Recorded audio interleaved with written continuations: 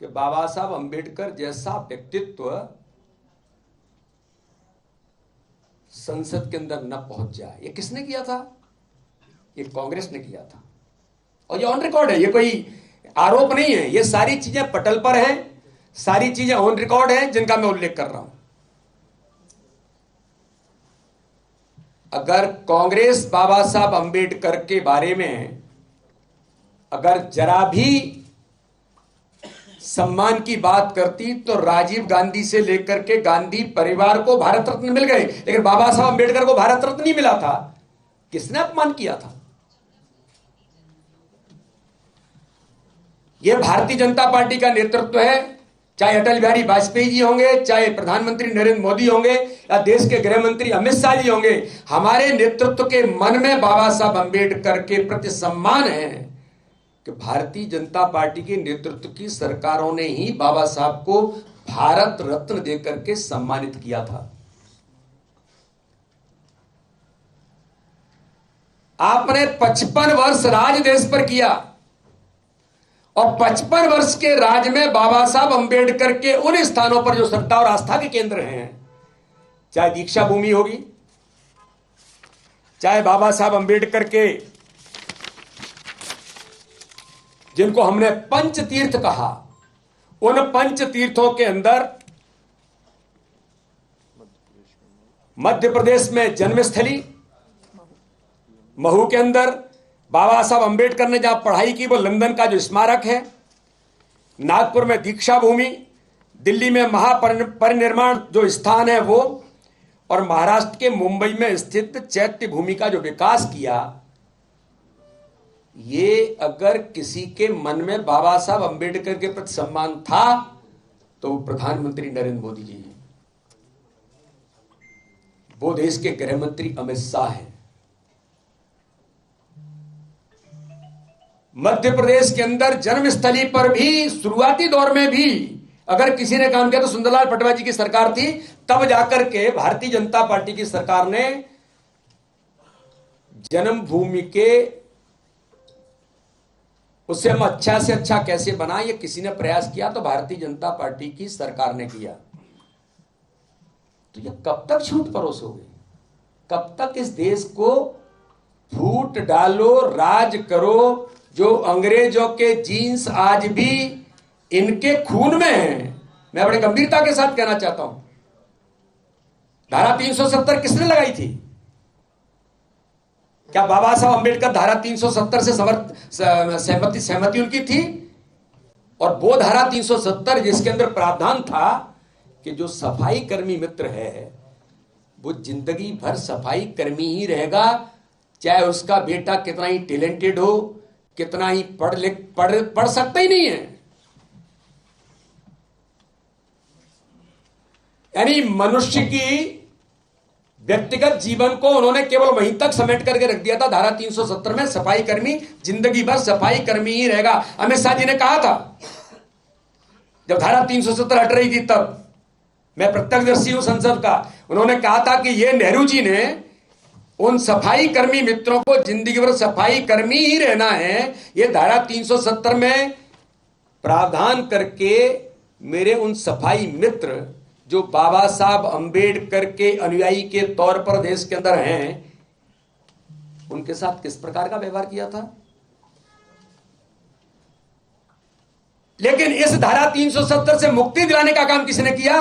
तो देश के गृह मंत्री अमित शाह जी ने प्रधानमंत्री मोदी जी के नेतृत्व में कहा था संसद के अंदर, जब ओवैसी विरोध कर रहे थे कि देश जल जाएगा, कश्मीर टूट जाएगा, देश टूट जाएगा, कश्मीर जल जाएगा, तब तो अमित शाह जी ने कहा था ना कश्मीर टूटेगा, न देश टूटेगा, ना कश्मीर जलेगा।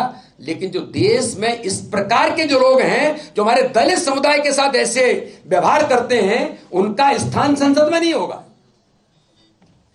ये अमित शाह है, उनके मन में बाबा साहब अंबेडकर के विचारों को प्रतिपादित करने के लिए उन्हें अपनी भूमिका निभाई है। लेकिन दुर्भाग्य है, जब जब देश के अंदर ऐसा हुआ है, तब तब कांग्रेस अंग्रेजों की नीति पर चल करके कैसे डिवाइड एंड रूल किया जा सकता है, लोकसभा के चुनाव में हुआ। एआई का उपयोग करके अमित शाह जी के बयान को कैसे तोड़ मरोड़ के प्रस्तुत किया गया। अभी मैं देख रहा था दिल्ली के अंदर मीडिया के माध्यम से कैसे केजरीवाल अपने आप को एआई का उपयोग करके कर रहे हैं। ये कांग्रेस का कुत्सित चरित्र, ऐसे प्रयास जो देश में ये करना चाहती है कांग्रेस, इससे अमित शाह जैसा व्यक्तित्व जिसके जीवन में केवल और केवल संपूर्ण जीवन अपना देश में लगा करके, देश के लिए लगा करके, वो गरीबों के कल्याण के लिए बाबा साहब अंबेडकर के विचारों पर काम करने वाला नेतृत्व है, वो इन चीजों से आप उन्हें बदनाम नहीं कर सकते। दुर्भाग्य है कांग्रेस इस प्रकार से तोड़ मरोड़ करके जो प्रयास कर रही है। मैं इस बात के लिए बहुत गंभीरता के साथ कहता हूं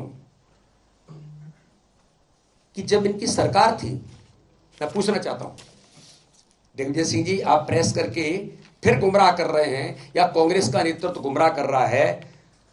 यूपीए 2 के शासन के दौरान 2012 में एनसीईआरटी की किताब में एक शर्मनाक चित्र में पंडित नेहरू को बाबा साहब अंबेडकर को कोड़े मारते हुए दिखाया गया। यह अपमान नहीं था। एनसीईआरटी की पुस्तक, केंद्र की सरकार, आपका प्रधानमंत्री, लेकिन दुर्भाग्य कि बाबा साहब को समय समय पर आपने अपमानित करने का काम किया। मैं कोई भारतीय जनता पार्टी का नेतृत्व तो इस बात के लिए कोई ये नहीं कहता हमने कोई एहसान किया है। ये बाबा साहब अंबेडकर के विचारों को जमीन पर उतारने के लिए जिम्मेदारी है, क्योंकि अगर देश एक सूत्र में रहा तो बाबा साहब अंबेडकर के विचारों के कारण से ही रहा, बाबा साहब के व्यक्तित्व कृतित्व के कारण से ही रहा। तो इसलिए आज मैं जो दिग्विजय सिंह जी ने यहां और कांग्रेस जिस प्रकार से देश को फिर झूठ की राजनीति परोसने का काम कर रही है, ये मैं आप सभी पत्रकार मित्रों के सामने मैंने रखा है। बहुत बहुत धन्यवाद।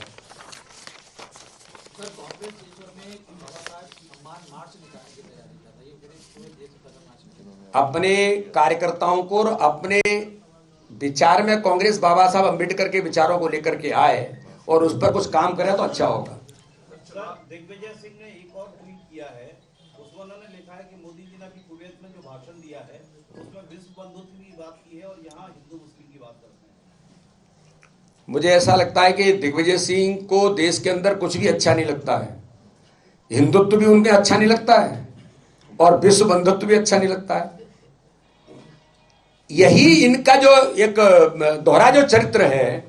अरे प्रधानमंत्री नरेंद्र मोदी जी दुनिया के लोकप्रिय नेता हैं और कुवैत जैसे स्थान पर सर्वोच्च सम्मान मोदी जी को मिलता है, तो दिग्विजय सिंह जी कभी तो ये सोचो कि भारत का प्रधानमंत्री दुनिया के अंदर, दुनिया उसे अप्रिशिएट करती है, दुनिया के सबसे लोकप्रिय नेता हैं, तो आपको तो केवल आलोचना ही, मैंने कहा ना, नकारात्मक राजनीति यही कांग्रेस के नेतृत्व का आज आधार देश के अंदर है। लेकिन देश जानता है, देश जवाब भी देता है।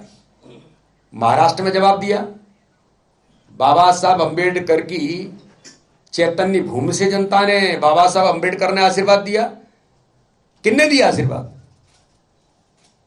तो ये झूठ की राजनीति और छल कपट की राजनीति करना ये कांग्रेस बंद करे। देश की जनता आपको अच्छे तरीके से समझती है। अभी कई जगह छापों की बड़ी चर्चा है और कांग्रेस कई तरह के गंभीर आरोप लगा रही है, खासकर भारतीय जनता पार्टी को लेकर। अब देखिए, एजेंसी जो मैंने कल भी कहा था कि संविधान के तहत कॉन्स्टिट्यूशनल जो संस्थाएं हैं वो अपना काम अपने कानून के दायरे में करती हैं। अगर मैं अब ये कहूं कि उसके अंतर्गत क्या है, तो इससे बड़ा कोई झूठ है।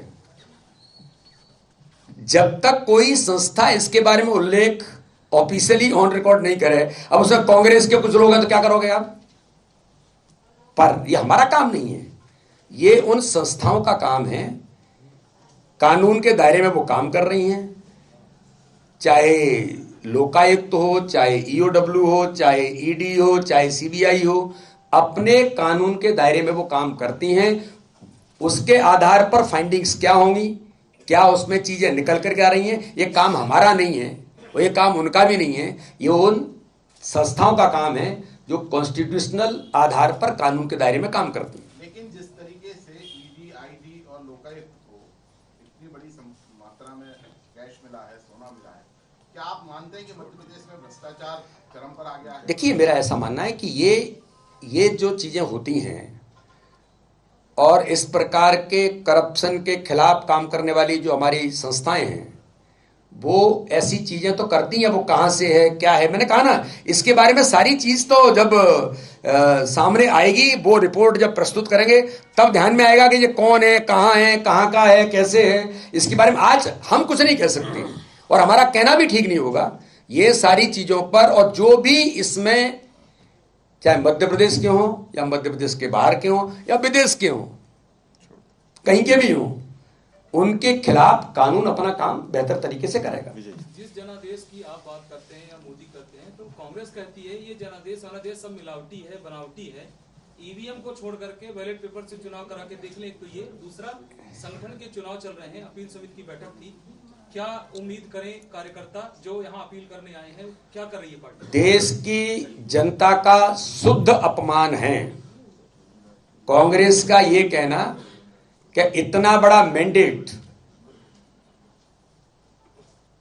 अगर हिमाचल में कांग्रेस को मैंडेट मिला तो वो भी है क्या, कर्नाटक में मिला था तो वो भी है क्या।